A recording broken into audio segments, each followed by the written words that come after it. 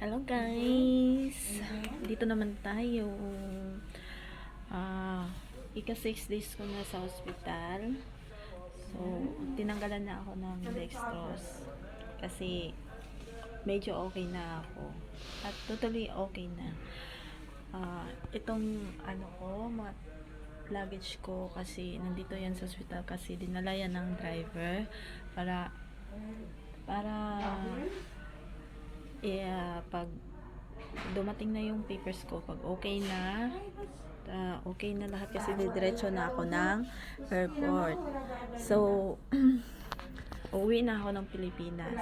But, sa totoo lang, hindi pa ako tapos ng kontrata ko dito. Pero nagkasakit ako, hindi ko na kaya yung trabaho dito. Kailangan ko na umuwi. Kailangan ko magpahinga. Kasi, naman natin yung pera pag tayo ang mamamatay. Hindi natin yan madadala ang pera. So, kakatapos ko lang kumain, guys.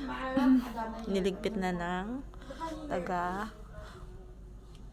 kitchen in charge.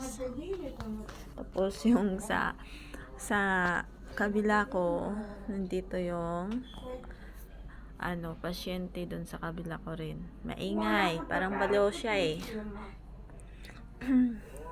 Pero maganda siya. Maganda siya. Ang bait-bait niya. Yes, guys.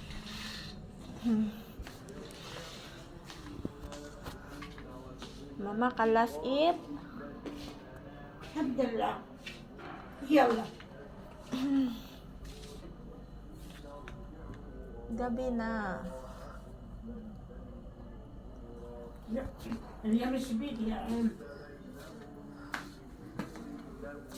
Dito guys, maganda dito kasi pag isang room, dalawa kayo, may TV na siya, may CR. Maganda talaga. Tapos maasikaso dito yung mga nurse nila.